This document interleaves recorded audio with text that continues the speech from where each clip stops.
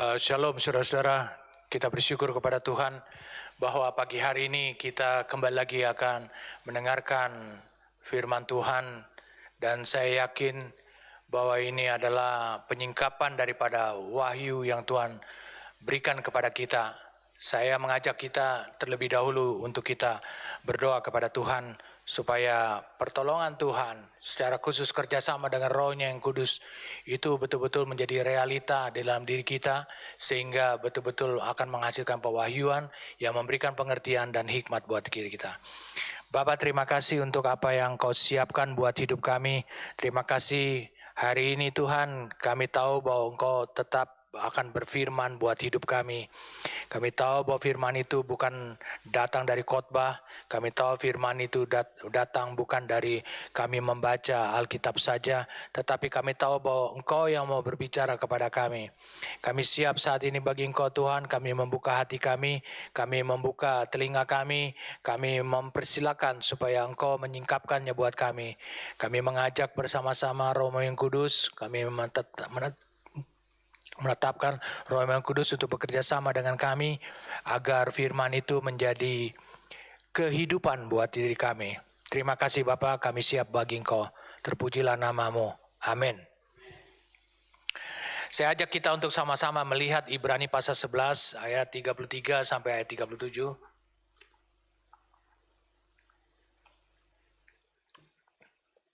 Di sini berbicara tentang kehidupan orang Israel. Ibrani pasal 11 ayat 33 sampai ayat yang ke-37.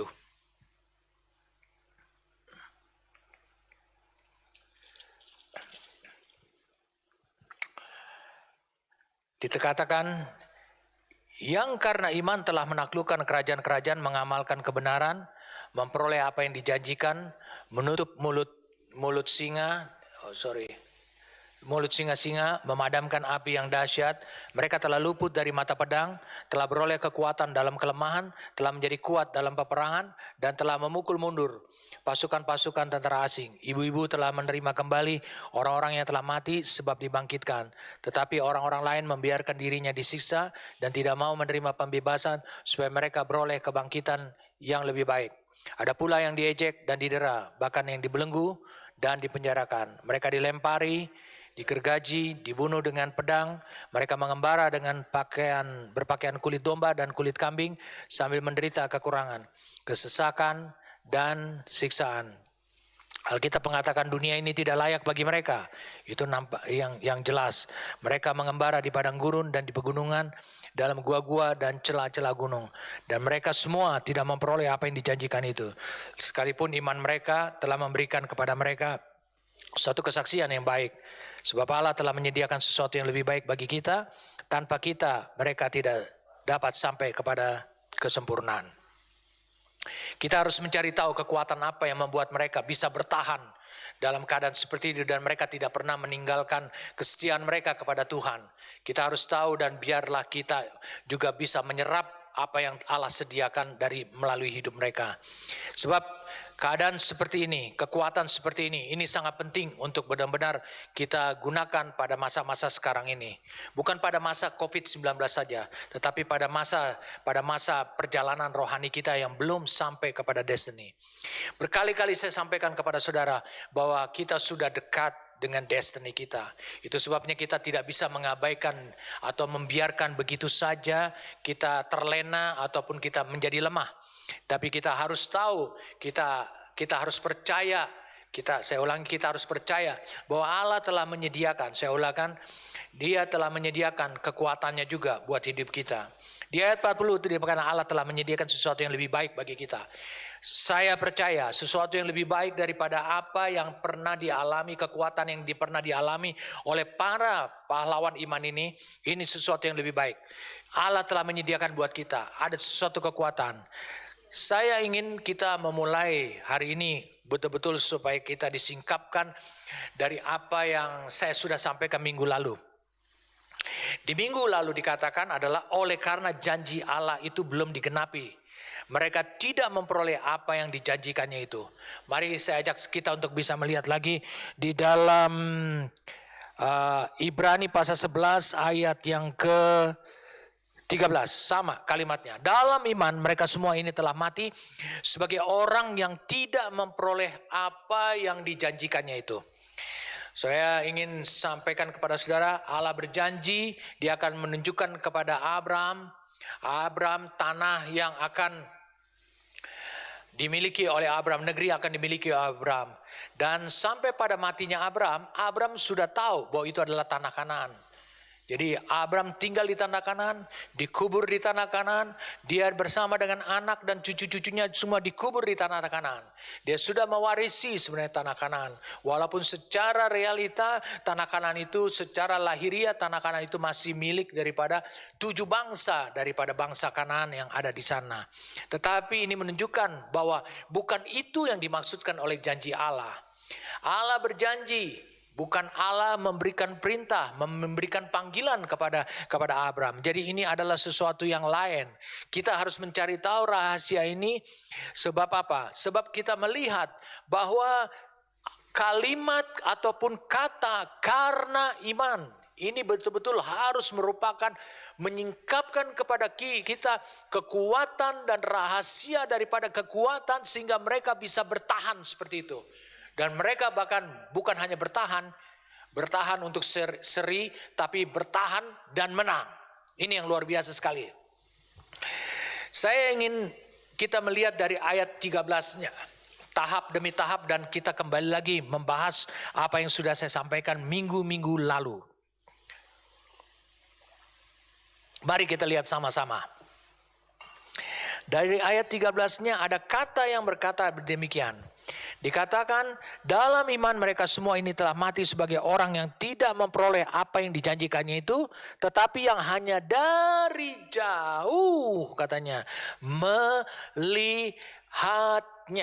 Kalimat kata melihat dari jauh ini adalah maksudnya perbedaan waktu. Jadi perbedaan masa, perbedaan musim, perbedaan zaman. Jadi saudara bisa lihat dan mereka telah mati tapi mereka tidak memperoleh apa yang dijanjikan oleh Allah kepada mereka. Saya ingin kalian benar-benar betul-betul menggarisbawahi kata melihat dari jauh. Yang kedua adalah apa yang Allah janjikan. Dua hal ini sangat penting dan ini akan menjadi pembahasan kita lebih detail sekali. Minggu lalu saya sampaikan kepada saudara yang dijanjikan Allah itu adalah Roh Kudus dicurahkan ke atas semua manusia.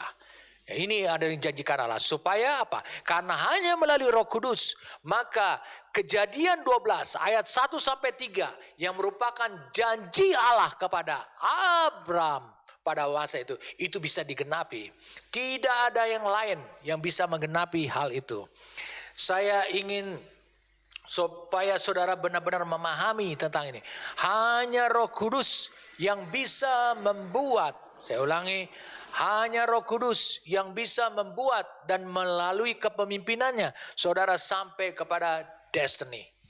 Hanya Roh Kudus yang bisa membuat saudara menjadi besar di mata Tuhan. Dia katakan bahwa Abraham akan menjadi besar. Ini bukannya besar karena Tuhan yang mengucapkan, bukan berarti besar di mata dunia, tapi besar di mata Tuhan. Hanya Roh Kudus yang sanggup untuk melakukan itu. Dan yang ketiga saya sampaikan kepada saudara minggu lalu adalah dikatakan bahwa berkat Allah akan memberkati Abraham dan berkat itu akan sampai kepada semua umat manusia di muka bumi ini. Semua manusia di muka bumi ini akan mendapatkan berkat. Hanya Roh Kudus yang sanggup untuk melakukan seperti itu.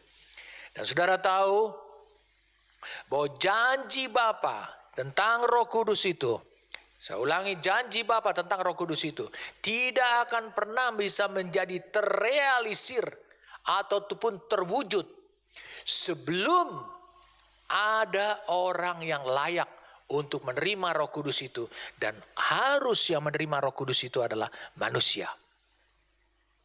Dan saudara bisa tahu Yesus mati, kemudian kita baca di Kisah Rasul pasal yang kedua, Yesus mati. Mari kita lihat Kisah Rasul pasal yang kedua. Yesus mati, Yesus bangkit.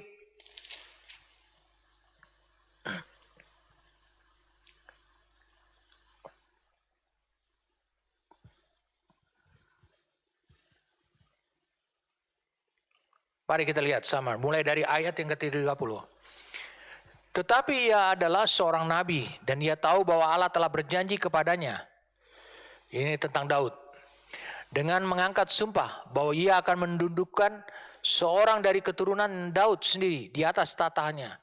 Karena itu ia telah melihat ke depan dan telah berbicara tentang kebangkitan Mesias.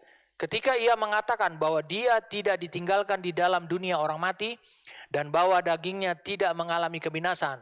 Yesus inilah yang ditinggikan Allah. Jadi dia layak untuk ditinggikan oleh Allah. Dan tentang hal itu kami semua adalah saksi. Dan sesudah dia ditinggikan oleh tangan kanan Allah dan lalu dia menerima Roh Kudus yang dijanjikannya itu. Roh Kudus yang dijanjikan, dikatakan dijanjikannya itu artinya adalah Bapa berjanji kepada umat manusia. Maka dicurahkannya, siapa yang mencurahkan itu? Bukan Bapa, tapi yang mencurahkan itu Yesus yang menerima Roh Kudus itu. Apa yang kamu lihat dan dengar di sini. Jadi saudara bisa lihat, Allah meninggikan, saya ulangi, Allah meninggikan Yesus yang adalah anak manusia. Dialah yang layak untuk menerima Roh Kudus.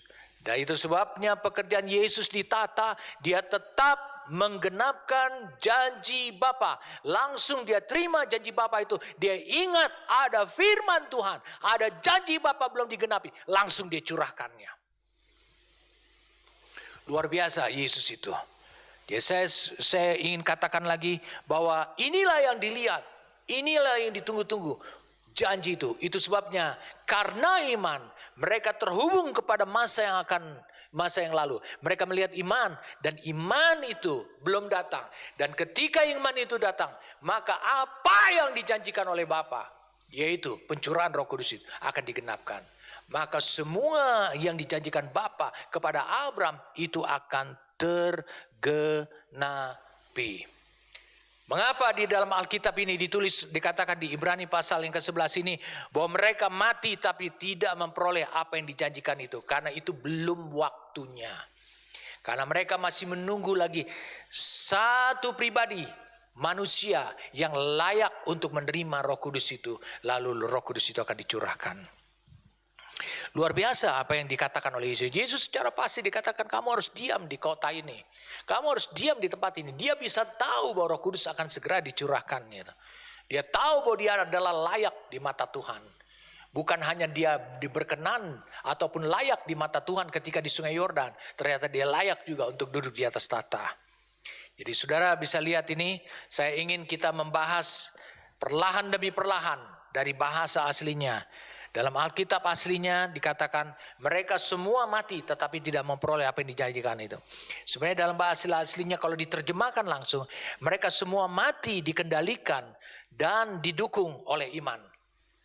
Jadi iman yang mereka lihat dari jauh itu mendukung, mengendalikan mereka, membuat dari diri mereka perbuatan-perbuatan yang akhirnya perbuatan itu adalah bisa ketaatan kepada Allah, bisa kesetiaan kepada Allah, itu perbuatannya. Tetapi ingat, itu semua karena iman. Iman yang mereka lihat di depan mereka. Jadi ada rentang waktu yang sangat jauh sekali mereka terhadap iman. Padahal saudara hidup tidak ada rentang waktu dan rentang jarak dengan iman. Luar biasa mereka. Kita harus lebih daripada mereka. Jadi lihat 3 hal ini yang terjadi pada diri mereka. Mereka mati tapi tidak melihat realita daripada janji Allah. Tapi lihat, mereka memiliki cukup kekuatan untuk berbuat apa saja, berbuat yang berkenan kepada Allah demi ataupun karena iman. Itu cukup buat mereka. Banyak orang di dunia ini, di dalam gereja, mungkin termasuk saudara juga. Kadang-kadang saudara tidak bisa melakukan itu, tidak bisa melakukan ini, tidak bisa melakukan ini, tidak kuat melakukan ketaatan, tidak bisa melakukan ini. Hanya karena apa? Saya kan belum cukup banyak mengerti firman. Saya kan belum cukup dewasa dalam Tuhan. Ingat mereka hanya tahu tentang iman. Mereka hanya melihat iman itu datang di depan. Itu sudah cukup buat mereka.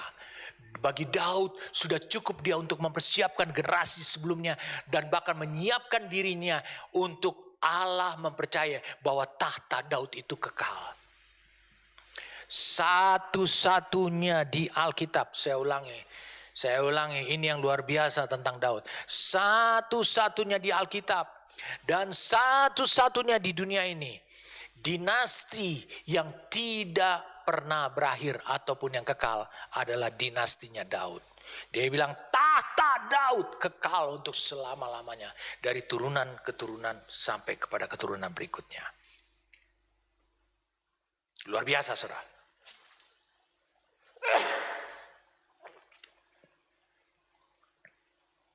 Nah, Alkitab berkata bahwa mereka yang ketiga adalah, Alkitab berkata bahwa mereka semua telah melihat dari jauh.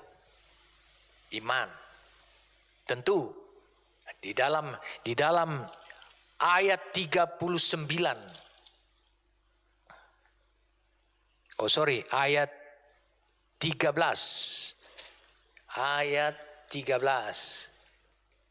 Di sini dikatakan demikian.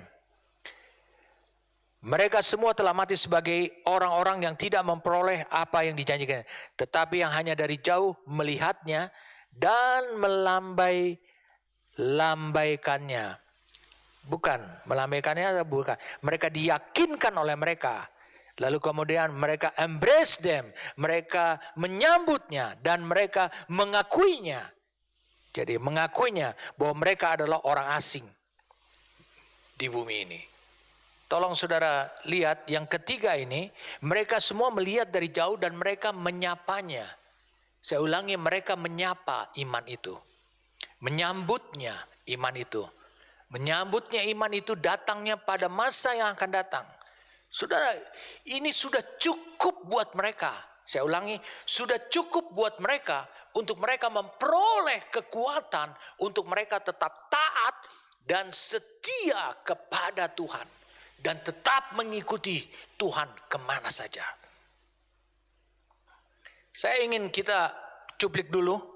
Kita lihat sekarang ayat yang ke-6.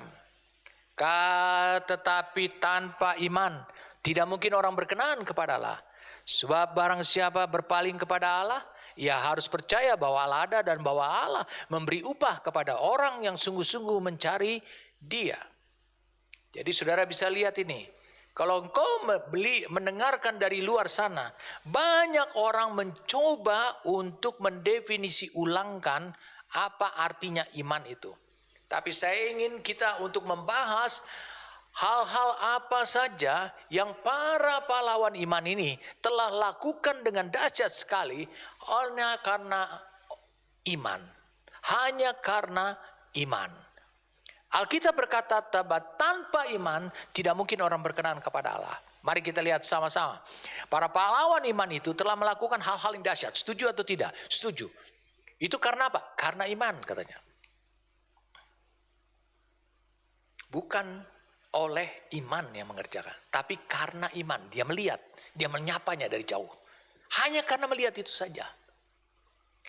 Kemudian dikatakan segala yang mereka lakukan karena iman, Allah berkenan. Betul. Ayat 6 tadi kita sudah membaca. Allah berkenan. Segala yang mereka lakukan karena iman, Allah berkenan. Padahal di Alkitab kita diminta, Kolose 3 ayat 23. Apapun yang kamu lakukan itu seolah-olah untuk Tuhan. Bukan karena sesuatu di luar Tuhan. Saya mencoba untuk mendekatkan saudara untuk bisa mengetahui siapa dan apa itu iman. Supaya saudara menjadi clear dalam hidup saudara. Siapa dan apa itu iman. Nah, tolong perhatikan dengan baik-baik suara di luar sana. Suara dari gereja gerejamu, yaitu aliran gerejamu. Suara dari itu. Ada banyak orang mengatakan bahwa iman itu adalah seperti bahan. Ada banyak mengatakan bahwa iman itu ya ada miripnya dengan karunia. Ada banyak orang mengatakan itu. Dan ada yang mengatakan bahwa iman itu seperti kayak bos bisa mendikte hidup kita. Sama seperti para pahlawan iman ini. Dia bilang karena iman. Kita harus perlu clear tahu apa itu iman. Yang menjadi kunci pembuka buat kita adalah mereka ini melihat dari jarak yang jauh. Berarti kita punya kesimpulan, mereka melakukan perbuatan yang dahsyat ini, berarti iman itu belum datang. Mereka melihat dari jauh. Jadi lihat, mereka memiliki kesaksian yang baik karena iman. Mereka memiliki ketaatan, dan ketaatan itu diperhitungkan karena apa? Kepada mereka seperti iman. Diperhitungkan. Padahal berarti menunjukkan pada kita bahwa iman itu belum datang buat kita. Saudara harus bisa paham. Saudara semakin dekat kepada realita definisi yang sebenarnya apa dan siapakah iman itu. Amin. Oke, mari kita sekarang lihat lagi yang kedua. Saya ulangi yang kedua, tentang janji Allah itu. Saya sudah membahasnya minggu lalu, bahwa janji Allah kepada Abraham tadi sudah awal saya sudah sampaikan kepada saudara. Janji Allah kepada Abraham itu terlaksana hanya karena Roh Kudus. Saya ajak saudara untuk bisa melihat ayat demi ayat. Mari kita buka sekarang Galatia pasal yang ketiga.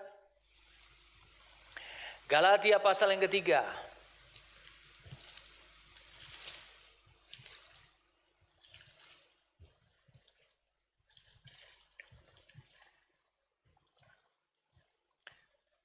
Ayatnya yang ke-14. Yesus Kristus telah membuat ini, supaya di dalam Dia berkat Abraham sampai kepada bangsa-bangsa lain, sehingga oleh iman kita menerima roh yang telah dijanjikan itu. Saudara bisa lihat, Yesus Kristus membuat berkat Abraham sampai kepada bangsa-bangsa, yakni oleh siapa? Oleh iman. Mereka menerima janji Roh Kudus tersebut. Oleh iman, saudara mulai clear. Janji Allah ini adalah tentang Roh Kudus. Kalau saudara baca di Ibrani 11 ayat 40, dikatakan kita adalah generasi yang lebih baik daripada mereka. Kenapa? Karena kita menerima salah satu pribadi Allah, kekuatan Allah yang dahsyat sekali untuk menggenapkan berkat Abraham sampai kepada bangsa-bangsa, yaitu Roh Kudus. Saudara harus lebih clear sekarang. Janji Allah yakni berkat Abraham sampai kepada bangsa-bangsa adalah Roh Kudus sebenarnya. Jadi waktu Allah berfirman kepada Abraham, dia katakan, dia bilang, aku panggil engkau keluarlah dari negerimu, dari sanak familimu, dari rumah bapamu, akan pergilah ke negeri yang akan kutunjukkan kepadamu, lalu kemudian engkau akan kubuat menjadi besar, dan engkau akan menjadi berkat, dan sehingga banyak kaum di muka bumi ini akan diberkati. Waktu Allah berbicara kepada itu adalah bahasa Allah yang dimengerti oleh Abraham. Sebenarnya bahasa Allah itu kalau dikemudakan karena Abraham sudah mati, dia omongkan kepada kita sebenarnya berkat Abraham itu, janjimu kepada Abraham itu yang belum kau genapi itu sebenarnya bisa nggak engkau bahasakan lagi kepada bahasa yang lain? Maka ini bahasanya. Mari kita lihat sama-sama Lukas 24 ayat 49 yang pernah kita baca waktu itu.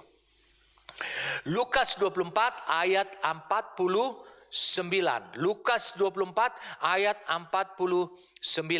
Dan aku akan mengirim kepadamu apa yang dijanjikan Bapakku, tetapi kamu harus tinggal, dikatakan, di dalam kota ini sampai kamu diperlengkapi dengan kuasa dari tempat yang tinggi. Kemudian kita baca lagi di Kisah Rasul 1 yang sudah saya sampaikan minggu lalu. Kisah Rasul 1 ayat yang keempat. Pada suatu hari ketika makan bersama-sama dengan mereka, ia melarang mereka meninggalkan Yerusalem dan menyuruh mereka tinggal di situ menantikan janji Bapa. Yang demikian katanya, telah kamu dengar daripadaku. Sebab Yohanes membaptis dengan air, tetapi tidak lama lagi kamu akan dibaptis dengan Roh Kudus. Berarti adalah baptisan Roh Kudus. Kemudian Kisah Rasul 2 ayat yang Kisah Rasul 2, saudara. Kisah Rasul 2 ayatnya yang ke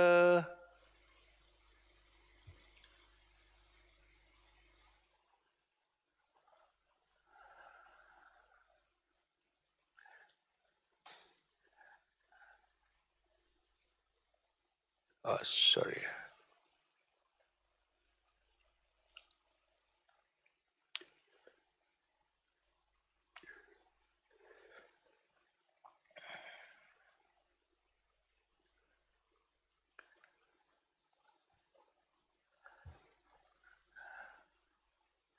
Kisah Rasul 2 ayat yang ke-39. Kisah Rasul 2 ayat yang ke-39. Mari kita baca.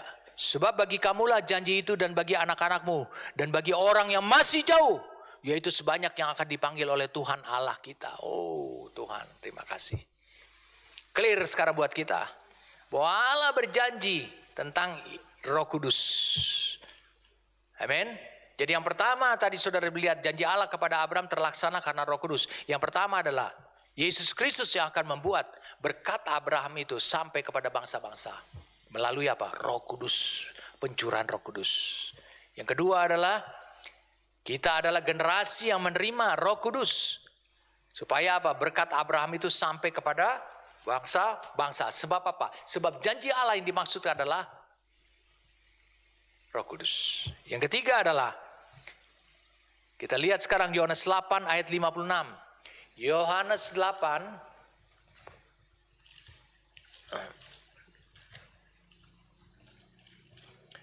ayat 56.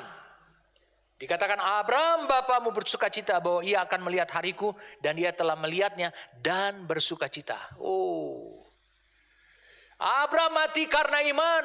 Dia tidak memperoleh apa yang dijanjikannya, tapi dia bersukacita karena dia melihat ada kepastian di depan bahwa Yesus akan menerima Roh Kudus dan Roh Kudus itu akan dicurahkan. Maka berkat janji Allah kepada Abraham akan digenapi. Luar biasa sekali. Mari kita lihat sekarang Kejadian 49 ayat 18. Oh, ini ayat yang luar biasa. Kejadian 49 ayat 18.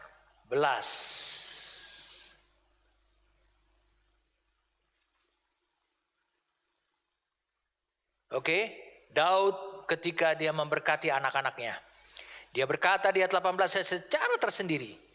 Aku menanti-nantikan keselamatan yang daripadamu ya Tuhan. Menurut saudara, Yakub ini tidak selamat? Bukan. Aku menantikan keselamatan yang daripadamu ya Tuhan. Ini adalah keselamatan yang akan dibawa oleh hamba-hamba Tuhan melalui Roh Kudus ke seluruh dunia. Oh, luar biasa. Amin. Luar biasa sekali saudara. Yang keempat, Kisah Rasul 2. Mari kita lihat sama-sama. Kisah Rasul 2.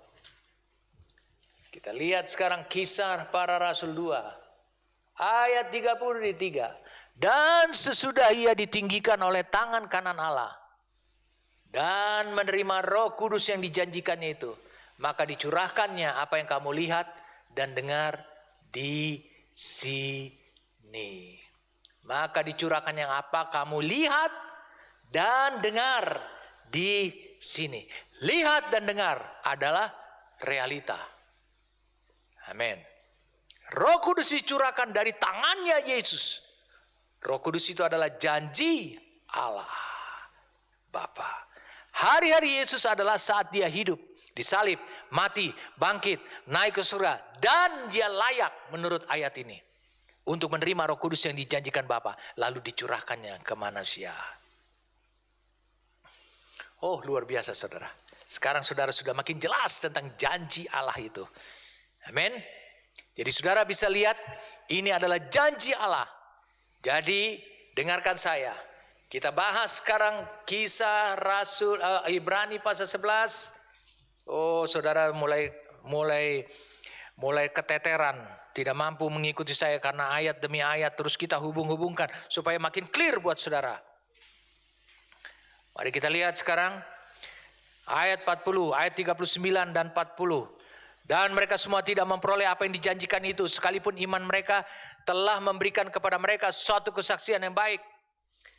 Sebab Allah telah menyediakan sesuatu yang lebih baik bagi kita. Tanpa kita, mereka tidak dapat sampai kepada kesempurnaan. Mereka tidak memperoleh apa yang dijanjikan itu. Alasannya apa? Saya ulangi, mereka tidak memperoleh apa yang dijanjikan itu. Alasannya apa? Bukankah Allah bukan pendusta? Allah bukan berdusta. Mereka tidak memperoleh apa yang dijanjikan itu. Karena apa? Karena bukan masanya mereka hidup. Mereka hidup tidak pada masa janji itu digenapi. Saudara harus bisa bayangkan, kalau begitu penghargaan itu datang kepada mereka yang hidup di masa penggenapan. Siapa yang hidup di masa penggenapan itu? Ayat 40, sebab Allah telah menyediakan sesuatu yang lebih baik bagi kita. Tanpa kita, mereka tidak dapat sampai pada kesempurnaannya. Jangan kau berkata mulai dari sekarang terbit dalam perkataan, kita hidup di masa yang sulit, kita hidup di masa yang tidak benar, kita hidup di masa yang jahat-jahat. Meskipun Rasul Paulus menulisnya di dalam surat kepada Timotiusnya, dikatakan pada masa-masa yang akan datang adalah masa yang sulit. Bukan dimaksudkan buat hidup saudara seperti yang dikatakan di Ibrani pasal 11 ini. Kita hidup sesulit apapun juga, kita hidup di masa yang sebenarnya lebih baik daripada masa sebelumnya. Kenapa? Karena kita hidup sekalipun sulitnya kehidupan masa sekarang secara lahiriah, tapi kita hidup di masa yang disebut masa penggenapan.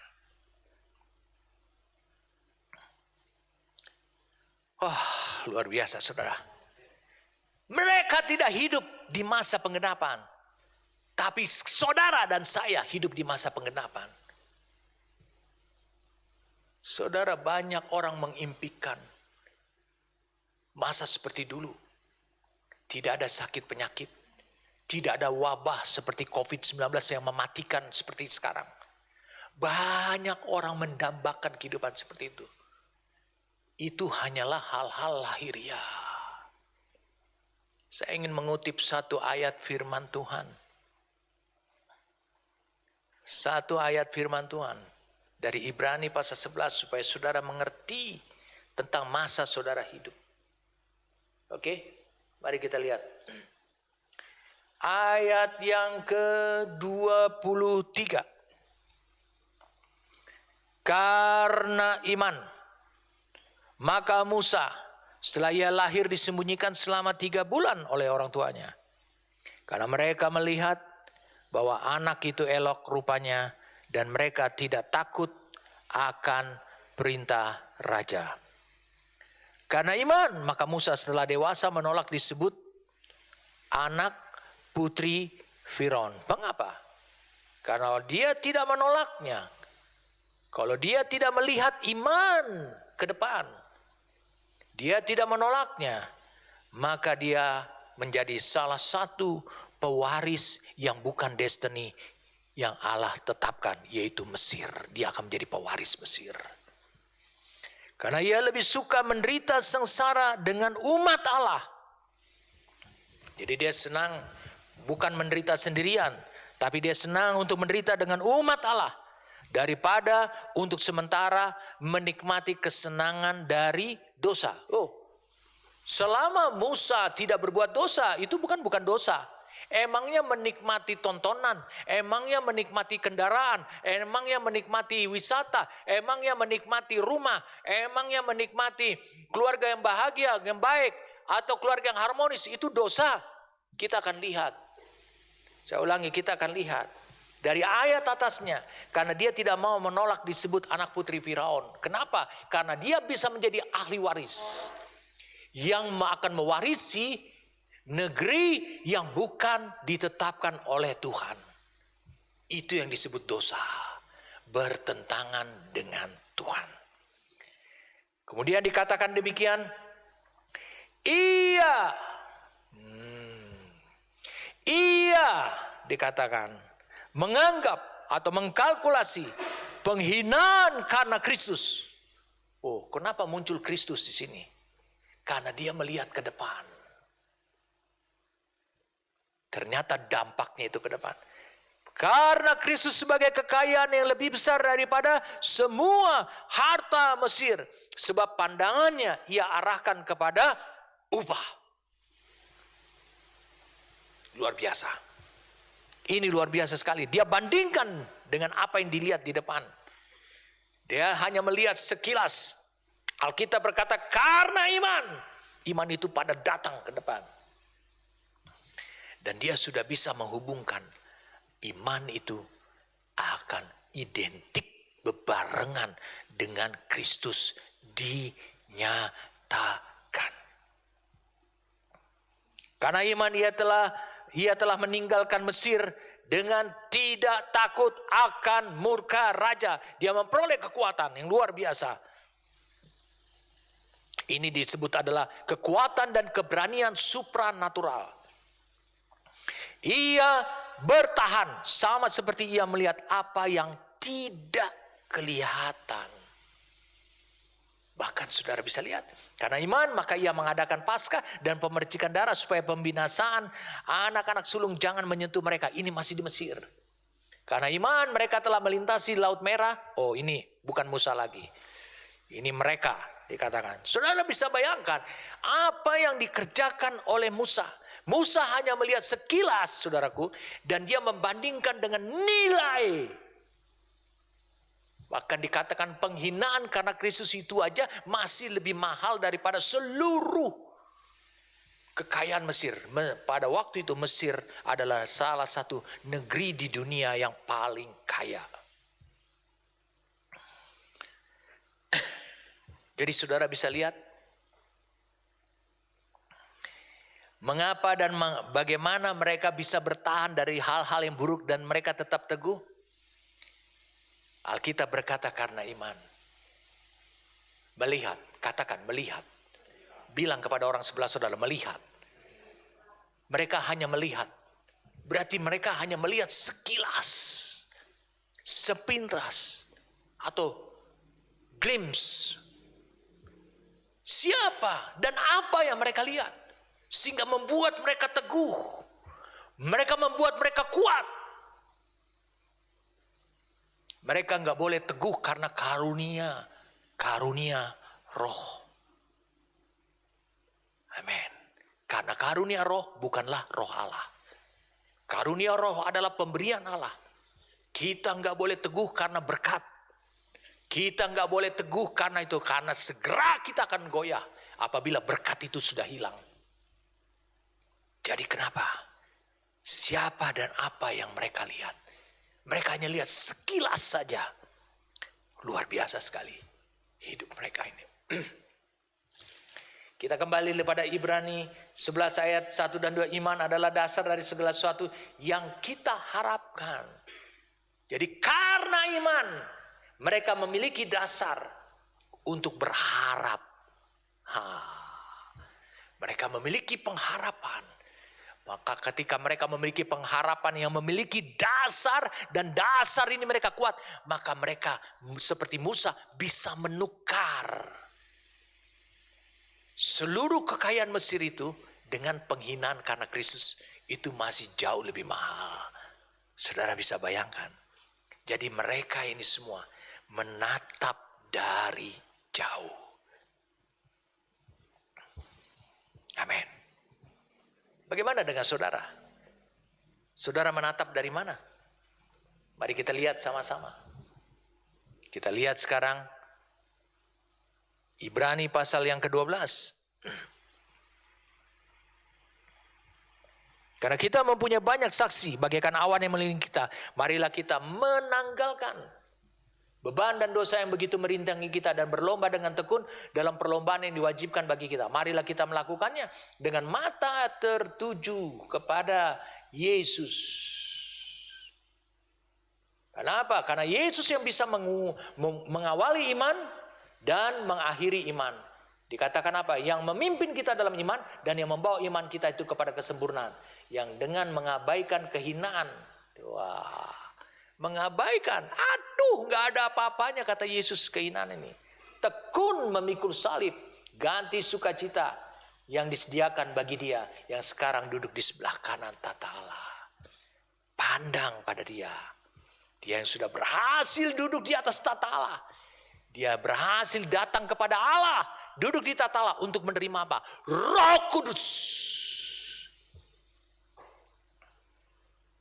Jadi saudara bisa bayangkan mengapa ketika Yesus memberitakan kepada Nikodemus, dikata engkau perlu dilahirkan dari roh dan air. Manusia perlu mengalami kelahiran baru, maka dia akan mengalami roh Allah ada di dalam dirinya. Roh Kudus yang 2000 tahun lalu membaptis umat manusia sebagai penggenapan daripada janji Allah, sekarang ada di dalam dirimu. Berarti engkau terpanggil oleh Allah untuk melaksanakan berkatnya Abraham itu supaya sampai kepada bangsa-bangsa karena engkau memiliki Roh Kudus.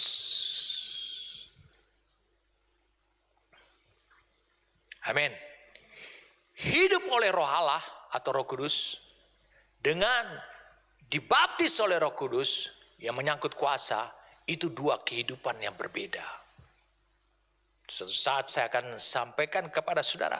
Tetapi yang penting janji Allah itu bukan mengenai baptisan, bukan mengenai kehidupan, tetapi dia adalah tentang Roh Kudus, pribadi Roh Kudus. Sekarang Allah tidak lagi berbicara kepada saudara dan saya, ataupun berjanji kepada saudara dan saya, sama seperti dia berjanji kepada hamba-hamba Tuhan di dalam perjanjian lama. Tidak lagi seperti itu. Kenapa? Karena ada Roh Kudus. Allah memandang kepada semua orang yang memiliki Roh Kudus, yang telah menerima Roh Kudus. Allah memandang apapun destiny hidupmu, engkau pasti akan berhasil.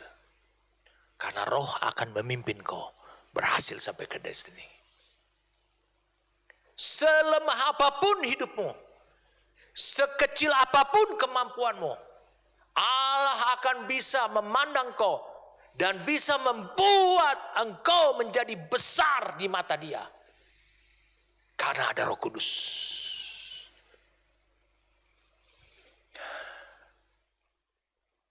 Saudara bisa bayangkan, apapun saudara beranggapan, sering mendengarkan firman Tuhan, dan engkau beranggapan, aku gak bisa. Karena engkau mendengarkan firman Tuhan.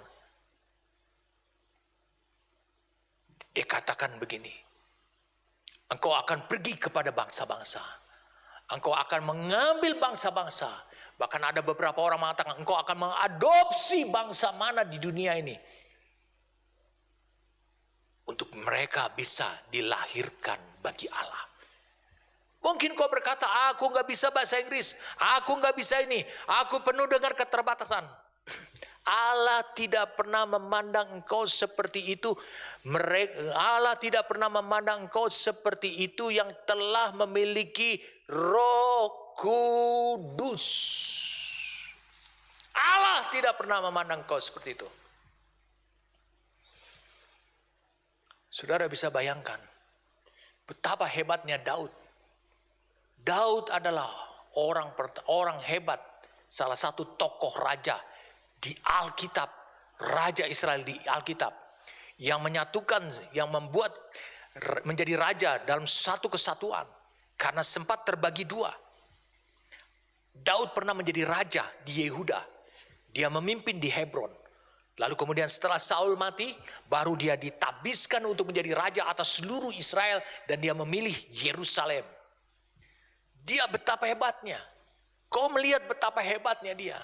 Tetapi Daud juga melihat hari-harinya Yesus, sama seperti Abraham yang besar itu melihat hari-harinya Yesus, dan mereka bersukacita.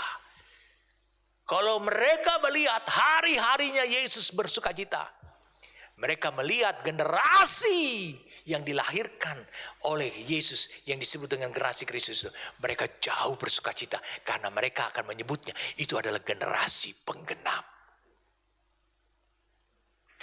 Luar biasa generasi itu. Kenapa? Karena janji Allah itu digenapi pada masa generasi itu, bukan pada generasiku. Makanya aku kesulitan terus. Kalau aku tidak hidup benar, makanya dia tulis kitab Mazmur itu adalah tentang semua, tentang hidup benar.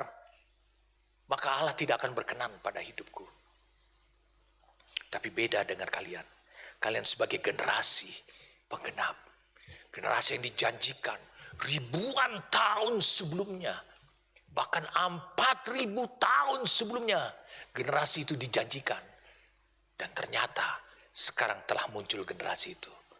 Berarti tidak lama lagi semuanya akan terrealisasi. Oh, luar biasa sekali. Jadi saudara bisa bayangkan, mereka hanya melihat sekilas, mereka sudah bisa menjadi pahlawan iman yang dahsyat. Bayangkan, makanya Paulus meminta kita di Ibrani 12 untuk memandang dan menatap pada Yesus. Jangan kau tatap kepada persoalannya. Sorry saudara, mari kita lihat sama-sama ayat 1. Tanggalkan beban dan dosamu. Tanggalkan beban. Karena itu akan menghalangi engkau. Menghalangi bagaimana? Bukan menghalangi engkau melakukan pencapaian. Tetapi akan membuat engkau kehilangan waktu. Beban dan dosa akan membuat engkau kehilangan waktu.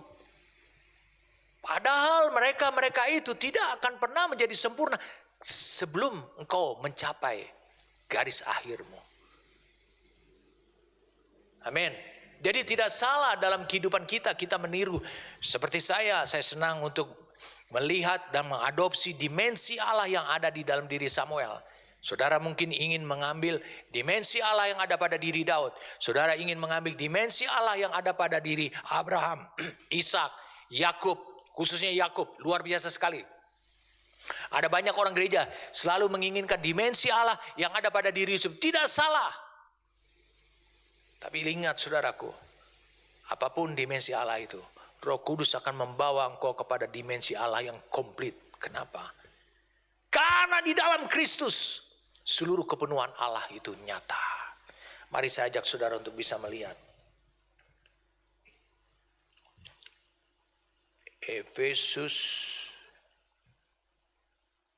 Yohanes pasal yang pertama.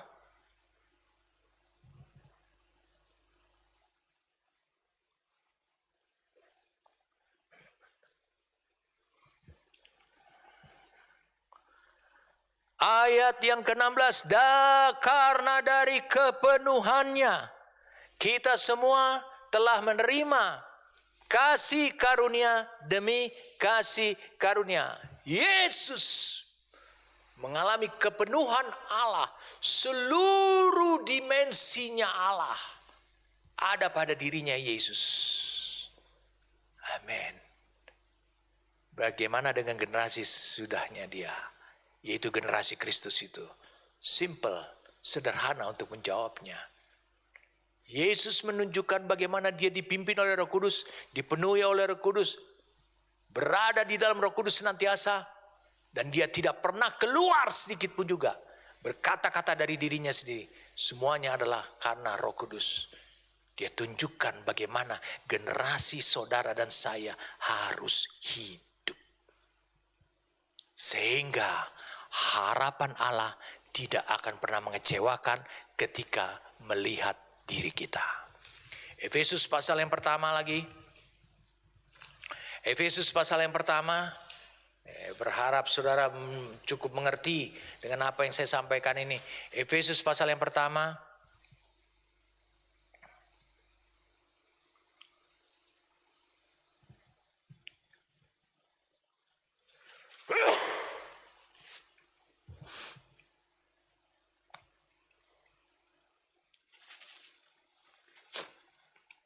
Efesus pasal yang pertama. Dan segala, ayat 22, dan segala sesuatu telah diletakkannya di bawah kaki Kristus. Dan dia telah diberikannya kepada jemaat sebagai kepala dari segala yang ada. Dia adalah kepala jemaat, kepala gerejanya. Jemaat yang adalah tubuhnya, yaitu kepenuhan dia. Betul tidak? Yang memenuhi semua dan segala satu.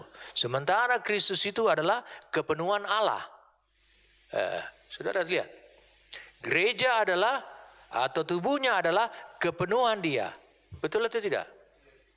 Itu sebabnya kita memperoleh kasih karunia demikian saudara, karena Yesus adalah kepenuhannya Allah. Oh, luar biasa sekali. Yesus itu kepenuhan Allah. Allah yang penuh. Seluruh dimensi Allah ada pada dirinya. Berarti gereja juga bisa menampilkan dimensi Allah apa saja. Sehingga pertanyaan 2000 tahun yang lalu itu tidak akan pernah terjadi lagi. Siapa gerangan orang ini? Sehingga angin dan taufan saja bisa menurut pada dia. Murid-murid belum memahami dimensi lebih lanjut lagi daripada Kristus. Kita tidak akan mengalami masa seperti itu, saudara. Luar biasa. Saudara harus lebih bersemangat. Saudara harus setuju dengan apa yang saya sampaikan ini. Jadi perbuatan para pahlawan iman ini dikatakan di Alkitab. Perbuatan para pahlawan ini itu hanya karena iman. Jadi mereka hanya melihat sekilas iman. Dan dari jauh. Saya ulangi, dari jauh. Amin. Saudara bisa bayangkan. Itu saja mereka sudah melakukan tindakan-tindakan dan perbuatan-perbuatan yang dahsyat seperti ini. Saya tidak bisa bayangkan mengapa saudara menjadi lemah. Amin. Mari kita dengan cepat membahasnya dengan cepat, saudara. Mari saya ajak saudara untuk bisa melihat tentang hukum Taurat. Galatia pasal yang ketiga untuk melengkapi saudara, supaya saudara tahu siapa itu iman. Galatia pasal yang ketiga.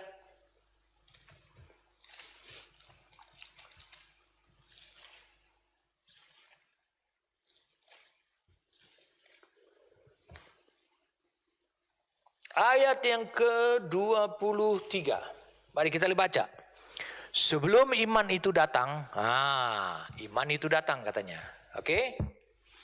Sebelum iman itu datang, kita berada di bawah pengawalan hukum Taurat dan dikurung sampai iman itu telah dinyatakan. Amin.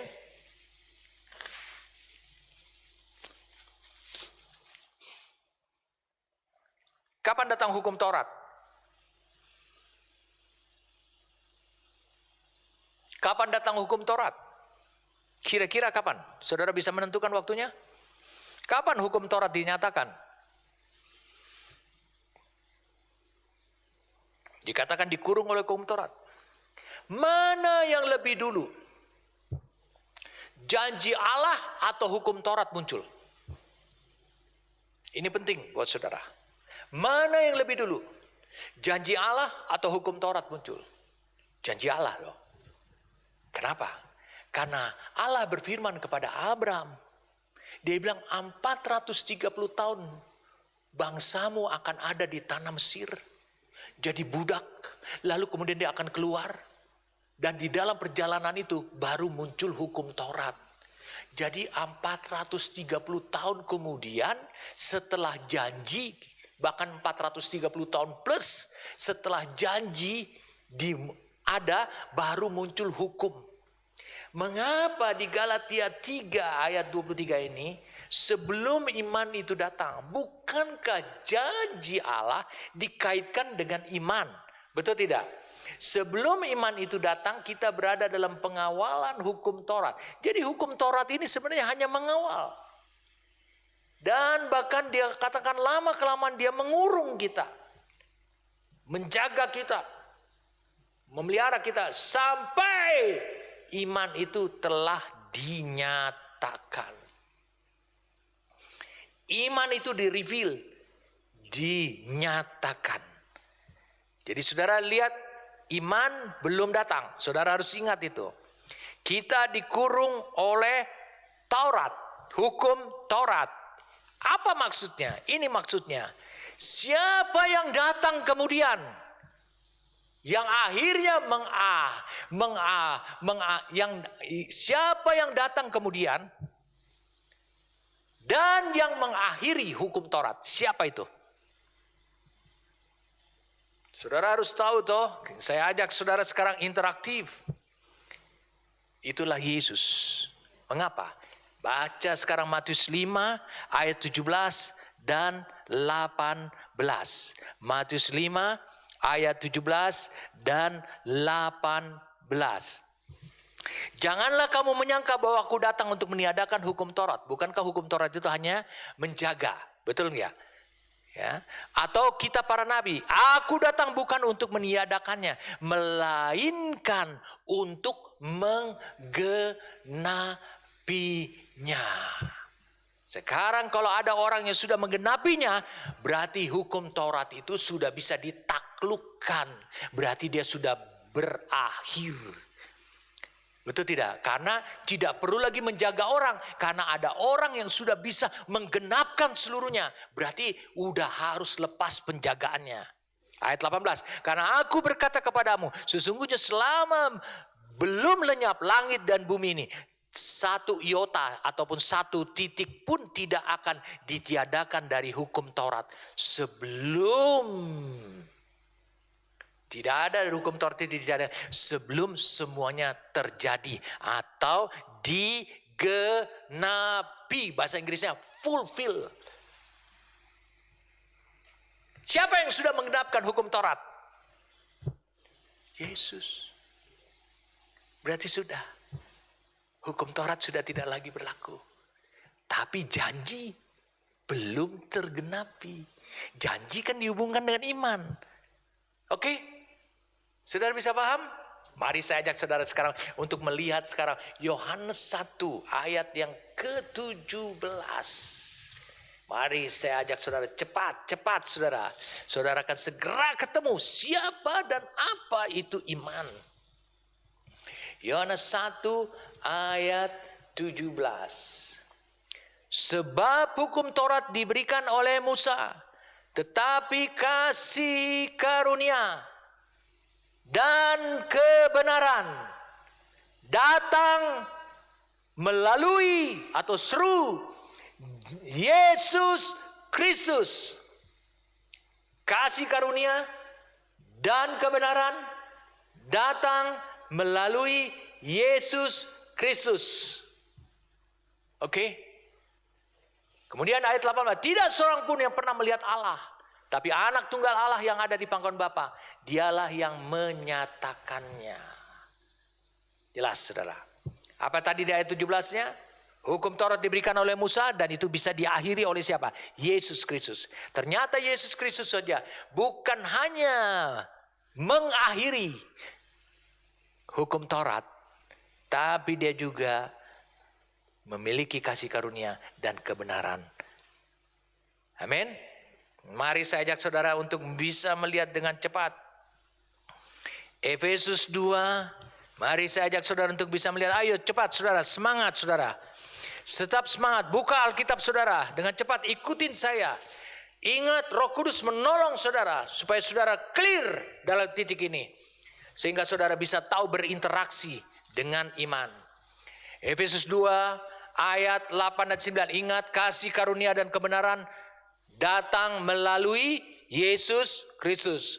Sekarang kita lihat lagi. Efesus 2 ayat 8 9. Sebab karena kasih karunia. Betul?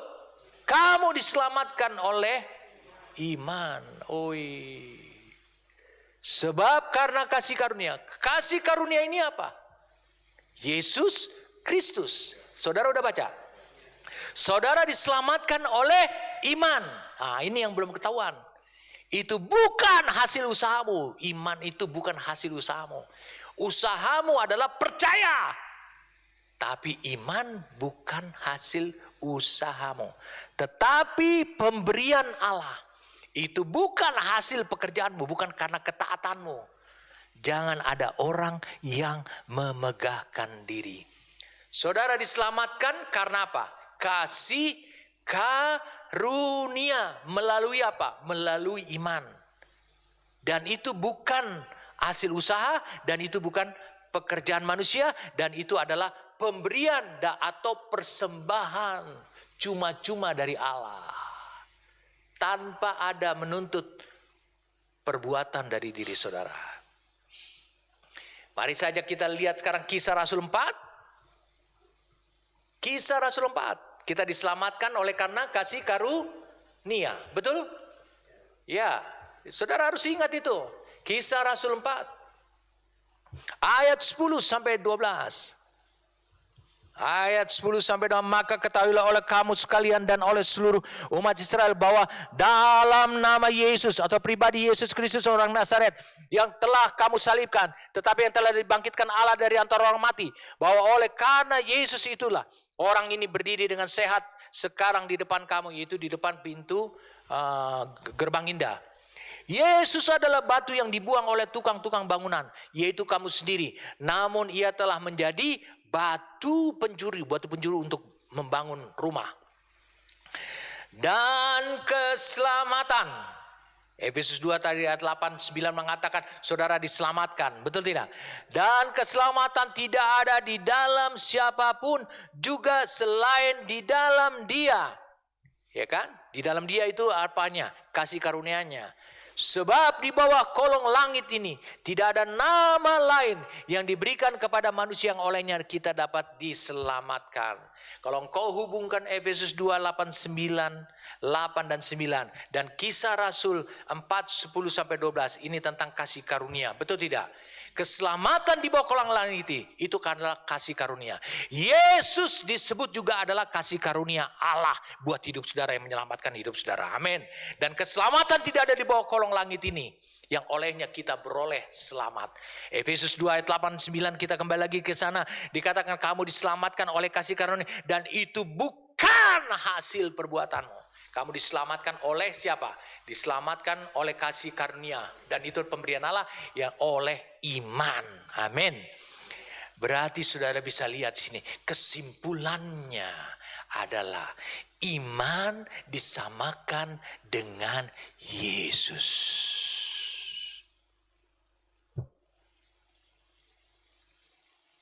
Jadi iman itu bukan karunia Allah. Bukan karunia roh. Iman itu pribadi. Orang. Karena dikatakan disamakan. Ada banyak orang yang tidak memahami tentang kebenaran ini. Hanya baca-baca. Dikira dia punya iman. Iman itu bukan perbuatan manusia. Pemberian Allah.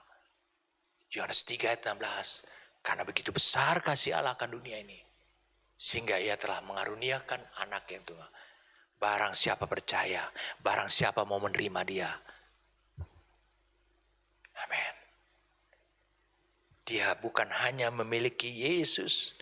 Tapi dia memiliki iman. Dia memiliki keselamatan. Dia memiliki kasih karunia. Oh, lengkap sekali. Iman itu adalah disamakan dengan Yesus. Dengan kata lain, iman tidak pernah bisa dipisahkan dengan Yesus. Iman itu memiliki sifat, memiliki kekuatan pribadi. Seperti orang, seperti anak manusia. Mau kita gabungkan sama-sama. Perpaduan waktu, jarak waktu, oke? Sudah bisa lihat waktu, kasih karunia, iman, kemudian hukum Taurat. Saudara udah tahu tadi Yohanes 1 ayat 17, kasih karunia dan kebenaran datang oleh Yesus Kristus. Hukum Taurat datang oleh Musa. Roma 4, mari kita baca sekarang Roma 4. Kita baca sekarang Roma 4.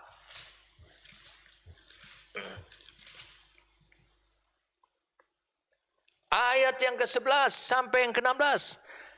Dan tanda sunat ini diterimanya sebagai meterai kebenaran berdasarkan iman yang ditunjukkannya sebelum ia bersunat. Demikianlah ia dapat menjadi bapa semua orang percaya yang tak bersunat. Siapa ini? Abraham. Supaya kebenaran diperhitungkan kepada mereka yang disebut yang mau disunat itu. Oke? Dan juga menjadi bapa orang-orang bersunat, yaitu mereka yang bukan hanya bersunat, tapi juga mengikuti jejak iman Abraham. Jadi jejak iman yang diikutin, bukannya sunatnya. Bapa leluhur kita pada masa ia belum disunat. Sebab, dengarkan baik-baik, bukan karena hukum Taurat telah diberikan janji kepada Abraham. Bukan, karena hukum Taurat umurnya 430 tahun setelah Allah berjanji sebelum ada munculnya hukum Taurat. Dan keturunannya, bahwa ia akan memiliki dunia. Tetapi karena kebenaran berdasarkan iman. Allah memperhitungkan itu sebagai kebenaran. Memperhitungkan apa? Apa yang dipercayai oleh Abraham sebagai iman, itu diperhitungkan sebagai kebenaran. Sebab jika mereka yang mengharapkannya dari hukum Taurat menerima bagian yang dijanjikan Allah, maka sia-sialah iman. Berarti hukum Taurat, ulangi, hukum Taurat tidak bisa mendapatkan penggenapan daripada janji Allah. Dikatakan sebab jika mereka yang mengharapkannya dari hukum Taurat menerima bagian yang dijanjikan Allah, maka sia-sialah iman dan batallah janji itu. Kenapa? Karena hukum Taurat kan munculnya 430 tahun kemudian. Kok kenapa? Siapa yang taat pada hukum Taurat? Bukan. Ini lihat, janji ini dulu didasari apa? Karena iman. Dan Allah memperhitungkan itu sebagai kebenaran kepada diri Abraham. Karena hukum Taurat membangkitkan murka. Tetapi di mana tidak ada hukum Taurat, di situ tidak ada juga pelanggaran. Karena itulah kebenaran berdasarkan iman. Dengarkan saya, kebenaran berdasarkan iman supaya merupakan kasih karunia. Siapa itu kasih karunia? Yesus. Jadi karena itu kebenaran berdasarkan iman. Supaya itu menjadi pribadi Yesus. Sehingga janji itu berlaku bagi semua keturunan Abraham. Bukan hanya bagi mereka yang hidup dari hukum Taurat. Tapi juga bagi mereka yang hidup dari iman Abraham. Sebab Abraham adalah bapa kita semua. Kenapa ini bisa terjadi? Karena Abraham tidak pernah hidup dari hukum Taurat. Dia percaya itu dan diperhitungkan sebagai iman menjadi atau kebenaran. Itu adalah sebelum hukum Taurat muncul. Ayat 17, seperti ada tertulis, engkau telah kutetapkan menjadi bapa banyak bangsa di hadapan Allah yang kepadanya ia percaya, yaitu Allah yang menghidupkan orang mati dan yang menjadikan dengan firman-Nya apa yang tidak ada menjadi ada. Engkau telah kutetapkan menjadi bapa banyak bangsa. Berarti engkau akan menjadi bapa banyak bangsa melalui keturunanmu. Bagaimana itu? Kata Allah, aku akan genapkan janjiku dengan mencurahkan Roh Kudus. Oh, haleluya.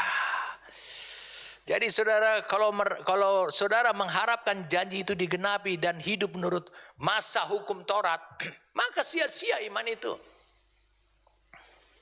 Dan janji itu bisa batal. Karena kita harus lihat kurun waktunya. Dan kita harus lihat siapa penerima janji yang pertama. Dan bagaimana dia percaya. Dia percaya bukan karena dia melakukan hukum Taurat. Hukum Taurat baru muncul 430 tahun. Bahkan mungkin mendekati 500 tahun kemudian. Jadi saudara bisa lihat itu. Dengan demikian maka untuk menjamin janji itu berlaku bagi keturunan-keturunan. Baik yang hidup menurut hukum Taurat. Tadi kata Alkitab. Maupun menurut iman. Maka kebenaran. Saya ulangi. Maka kebenaran berdasarkan iman. itu menjadi kasih karunia. Dan saudara tahu kasih karunia itu adalah Yesus Kristus. Jadi saat Abraham percaya kepada Allah, saya ulangi, saat Abraham percaya kepada Allah bahwa janji Allah itu berlaku untuk semua keturunannya, maka Allah memperhitungkan itu sebagai kebenaran. Roma 4 ayat 11, Kejadian 15 saudara sudah baca. Nah sekarang mari kita baca sekarang Galatia 2 ayat 21 supaya saudara makin lengkap. Galatia 2 ayat 21. Sekarang kita sudah menemukan siapa itu iman. Iman itu adalah pribadi. Iman itu identik. Iman itu tidak bisa dipisahkan dari Yesus. Haleluya. Ketika saudara diselamatkan oleh Dia, Dia telah menyelamatkan saudara dengan mati di atas kayu salib. Bagaimana saudara bisa menerima itu? Dengan iman. Saudara menerima iman. Bagaimana saudara bisa menerima iman? Bagaimana saudara bisa menjamah, menerima iman? Percaya. Galatia 2 ayat 21. Mari kita lihat sama-sama. Aku tidak menolak kasih karunia Allah. Sebab sekiranya ada kebenaran oleh hukum Taurat, maka sia-sialah kematian Kristus. Saudara harus menerima kasih karunia. Itu yang dilihat oleh para pahlawan iman. Makanya mereka dahsyat sekali. Mereka tetap bisa berdiri teguh. Mereka terselamatkan pada masanya. Walaupun Yakub tetap mengatakan, aku menantikan keselamatan yang datang daripadamu. Luar biasa sekali. Yesus telah diperkenalkan kepada para pahlawan iman walaupun hanya sekilas. Haleluya. Jadi Allah mengorbankan Yesus karena di dalam hukum Taurat tidak ada kebenaran. Tidak ada kebenaran. Karena Kristus adalah kasih karunia dan kebenaran itu sendiri. Kristus adalah kasih karunia dan kebenaran. Yohanes 1 ayat yang ke-17 tadi. Sekarang kita lihat Galatia 5 ayat yang keempat. Kamu lepas dari Kristus jikalau kamu mengharapkan kebenaran oleh hukum Taurat. Kamu hidup di luar kasih karunia. Jelas. Kasih karunia identik dengan Kristus. Allah berjanji kepada Abraham bahwa keturunannya dikatakan. Di Galatia berapa tuh? 3 ayat 16. Mari kita lihat. Galatia 3 ayat 16. Adapun kepada Abraham diucapkan segala janji itu dan kepada keturunannya. Tidak dikatakan kepada keturunan-keturunannya. Berarti banyak. Seolah-olah dimaksud banyak orang. Tetapi hanya satu orang kepada keturunanmu. Yaitu Kristus. Janji Allah itu akan digenapi. Amin. Atas apa yang dijanjikannya itu akan digenapi. Haleluya saudara. Luar biasa sekali. Yesus identik dengan iman. Yesus identik dengan kasih karunia. Luar biasa sekali. Yesus adalah kebenaran.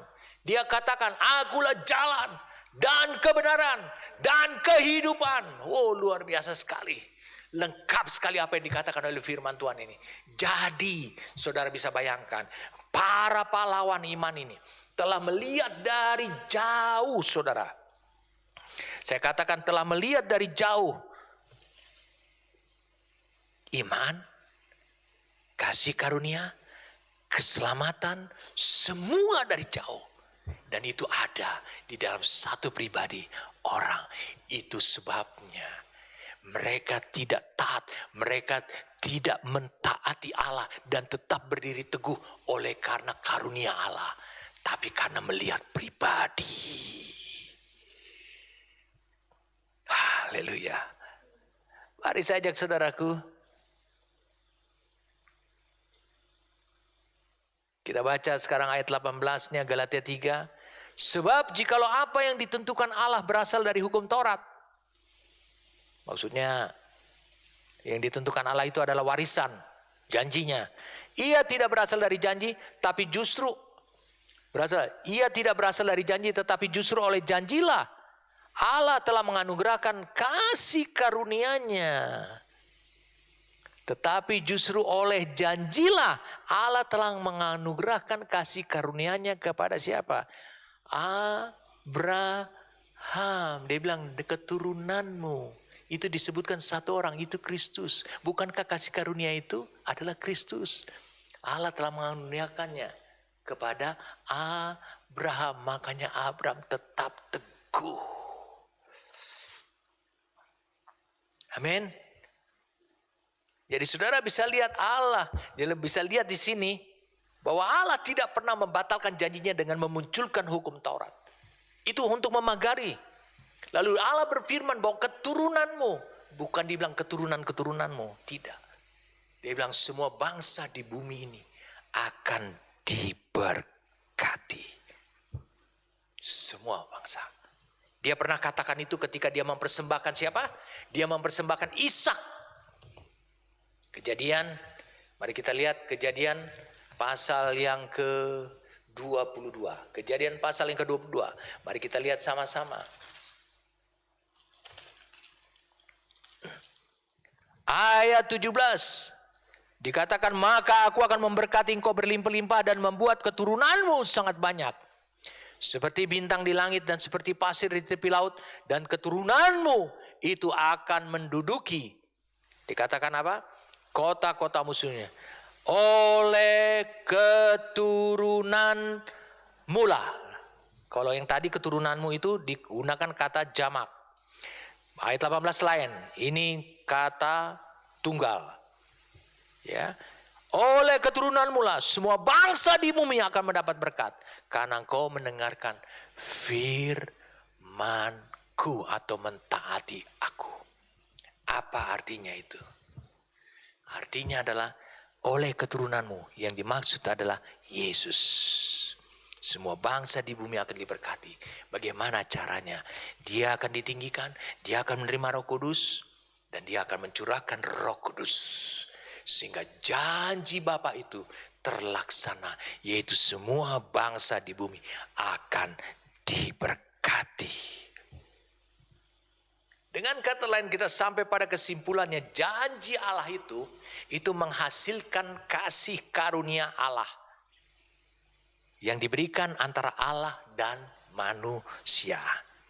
Jadi janji Allah itu dipenuhi, digenapi oleh pribadi yang dimaksudkan oleh Allah itu, yaitu Yesus. Jelas saudara? Saya ingin bagikan lagi kepada saudara supaya saudara jangan menghadapi kekeliruan sebelum saya pertegas tentang kebenaran ini. Oke? Mari kita buka sekarang Yohanes 1. Oke, cepat saudara. Yohanes 1. Ini adalah pelajaran yang terbaik tentang iman. Yohanes 1 ayat 1. Pada mulanya adalah firman. Firman itu bersama-sama dengan Allah. Dan firman itu adalah Allah. Ia pada mulanya bersama-sama dengan Allah. Ayat 1 dan 2 ini berbeda. Ayat 1 bercerita adalah tentang firman, orsinil firman. Firman itu pada mulanya. Firman itu bersama dengan Allah. Firman itu yang mengawali sejarah apa saja. Dan firman itu bersama-sama dengan Allah, berjalan bersama dengan Allah. Dan firman itu adalah Allah. Ia pada mulanya, ini bercerita tentang Yesus. Yesus pada mulanya bersama-sama dengan Allah. Yesus pada mulanya ada di sorga. Segala sesuatu dijadikan oleh dia, dan tanpa dia tidak ada satupun yang telah jadi dari segala yang telah dijadikannya. Ini bercerita mengaitkan dengan firman. Dalam dia ada hidup, dan hidup itu adalah terang manusia. Lihat potensi firman adalah potensi yang sama yang ada pada diri Yesus waktu di sorga. Yaitu potensi menciptakan, dijadikan oleh dia. Tidak ada satupun yang tidak dijadikan oleh dia. Potensi hidup, kehidupan yang sebenarnya. Potensi terang manusia. Saudara lihat potensi. Kemudian dikatakan di ayat yang ke-10. Ia telah ada di dalam dunia. Dan dunia dijadikan olehnya. Jadi saudara bisa lihat ia telah ada di dalam dunia. Itu yang pada mulanya. Dan dunia dijadikan olehnya. Yesus ikut. Tetapi dunia tidak mengenalnya. Ia datang kepada milik kepunyanya, tetapi orang-orang kepunyanya itu tidak menerimanya. Tetapi semua orang yang menerimanya, menerima firman atau menerima Yesus, sama saja. Diberinya kuasa supaya menjadi anak-anak Allah. Ada potensi bisa mengubah hidup saudara dari musuh Allah menjadi pewarisnya Allah. Dikatakan engkau akan menjadi anak-anak Allah, yaitu mereka yang percaya dalam namanya. Ayat 14-nya menjawab semua dari ayat 1 sampai ayat 13. Firman itu telah menjadi manusia dan diam di antara kita. Kita telah melihat kemuliaannya, yaitu kemuliaan yang diberikan kepadanya sebagai anak tunggal Bapa. Dikatakan apa? Penuh kasih karunia dan kebenaran. Itu berasal dari firman itu sendiri. Amin. Saudara tahu bahwa iman itu adalah roh. Mari kita buka 2 Korintus 4 ayat 13.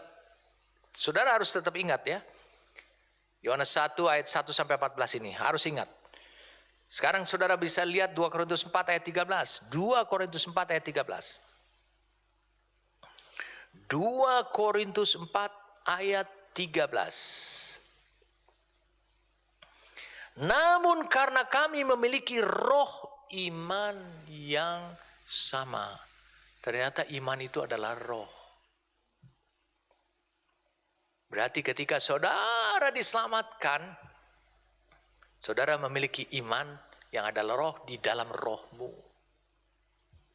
Saudara juga dikatakan memiliki kehidupan Kristus di dalam rohmu. Itu identik.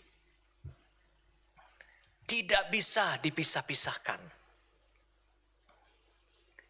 Jadi saudara, itu pentingnya iman itu termanifestasi kepada jiwa dan kepada tubuh saudara. Pentingnya saudara menghidupi apa yang disuplai oleh iman. Iman itu tadi dikatakan adalah memiliki kekuatan dan kuasa serta kehidupan yang sama seperti Yesus. Yesus yang penuh dengan kasih karunia dan kebenaran, itu ayat 14-nya kita udah baca. Sementara Yesus sendiri berkata bahwa dia adalah jalan, kebenaran dan hidup. Jadi kesimpulannya kembali lagi bahwa Yesus sama artinya atau identik dengan iman dan tidak bisa dipisahkan. Jadi perbuatan yang dasar dari para iman tersebut, mereka melihat sekilas sama seperti Yakub, melihat sekilas keselamatan yang dilakukan oleh Yesus. Tapi Alkitab menulisnya adalah karena iman. Jadi saudara bisa bayangkan sekarang, saudara yang memiliki iman, yang memiliki Kristus dalam hidup saudara. Bayangkan perbuatan generasi Kristus pasti berbeda dengan para pahlawan iman di dalam perjanjian lama. Mengapa? Karena menurut Alkitab saudara telah memiliki roh iman. Berarti dengarkan baik-baik. Saya yakin saudara akan lompat mendengarkan ini. Dengarkan baik-baik. Apa yang telah diperbuat oleh pahlawan iman di Ibrani 11. Dari mulai Habel sampai siapapun juga yang tidak disebutkan namanya lagi. Yang begitu dahsyat itu. Saudara bisa sekaligus memanifestasikan dari diri saudara sendiri. Oleh karena iman itu sekarang sudah ada di dalam hidup saudara. Itulah seharusnya yang disebut dengan kehidupan yang wajar dari generasi Kristus. Generasi Kristus tidak lagi mencari. Saya ulangi, tidak lagi perlu engkau mencari dan mencari dan mencari dan mencari. Karena apa? Karena kamu bukan lagi melihat sekilas iman. Tapi kau memilikinya di dalamnya. Boleh saya ceritakan sesuatu? Saudara tinggal mengutip ayatnya. Boleh saya ceritakan sesuatu? Lihat. Dengarkan saya. Yesus berkata di Matius 17 ayat 20. Jikalau kamu memiliki iman sebesar biji sesawi, dimensinya masih sedikit, kau berkata kepada gunung ini beranjak-beranjak, dan itu akan terjadi. Tunjukkan pada saya hamba-hamba Tuhan yang bisa membelah gunung atau memindahkan gunung di perjanjian lama. Tidak ada. Karena mereka tidak memiliki iman. Itu sebabnya manifestasi daripada iman tidak bisa terjadi. Ibrani 6. Kalau engkau lihat di sini Ibrani 6, apa yang bisa dilakukan oleh mereka yang memiliki iman. Ibrani pasal 6. Sebab itu marilah kita tinggalkan ajas-ajas pertama dari ajaran tentang Kristus dan beralih kepada perkembangan yang penuh. Janganlah kita meletakkan lagi dasar pertobatan dari perbuatan-perbuatan yang sia-sia dan dasar kepercayaan kepada Allah, yaitu ajaran tentang berbagai pembaptisan, penumpangan tangan, kebangkitan orang-orang mati, dan hukuman kekal. Dan itulah yang akan kita perbuat jika Allah mengizinkannya. Amin. Apa yang hebat di sini? Yang bisa kita perbuat. Apa yang hebat di sini? Yang bisa kita perbuat. Yang bisa kita perbuat adalah bukannya pembaptisan, bukannya penumpangan tangan untuk kesembuhan, untuk pemulihan, tetapi adalah kebangkitan orang-orang mati dan hukuman yang kekal. Saya mau tanya pada saudara. Suatu ketika Elia membangkitkan seorang anak daripada janda di Sarfat. Apa yang dia lakukan? Dia berdoa kepada Allah. Dia minta Allah yang melakukannya. Tapi Yesus lain. Dia bilang, meskipun Bapa aku tahu bahwa engkau selalu mendengarkan aku. Apa yang dikatakan kepada Lazarus? Lazarus, keluarlah. Apa yang dilakukan Paulus ketika dia membangkitkan seorang anak muda. Anak muda dikatakan, bangkitlah, bangkit. Anak muda itu tertidur di loteng pada waktu mendengarkan khotbahnya Paulus. Dia terjatuh dan mati. Siapa yang membangkitkannya? Paulus. Mengapa? Bukan karena iman, tapi karena memiliki iman. Sangat berbeda sekali. Yesus suatu ketika berkata demikian di Yohanes 20. Saudara bisa baca itu mulai dari Markus pasal yang kedua. Yohanes pasal yang ke-20. Suatu ketika Yesus berkata, ketika dia ingin mengajar di suatu rumah, tiba-tiba loteng rumah itu dirobek dan turunlah 4 orang yang mengusung seorang yang lumpuh di dalam apa namanya? Usungan. Lalu kemudian Yesus melihat iman mereka. Dia bilang, yang pertama kali dosamu diampuni. Sekarang apa yang diperbuat oleh murid-muridnya yang telah memiliki iman. Yohanes 20 ayat 23 dikatakan, jikalau kamu mengampuni dosa orang, dosanya diampuni. Dan jikalau kamu menyatakan, dosa orang tetap ada, dosanya tetap ada. Berarti surga confirm. Bagaimana saudara bisa melakukan kehebatan sama seperti ukurannya Allah ataupun kemampuan Allah seperti itu? Bagaimana saudara bisa melakukan seperti itu? Coba jawab. Bukan karena iman, tapi iman ada dalam hidup saudara. Amin. Sudah percaya itu? Wah, ini yang akan kita lakukan. Kalau begitu saudara, kita sudah baca Yohanes 1 ayat yang ke-1 sampai ayat yang ke-14. Saya ingin sebelum kita berdoa, saudara membuka ayat ini. Roma 10 ayat yang ke-17.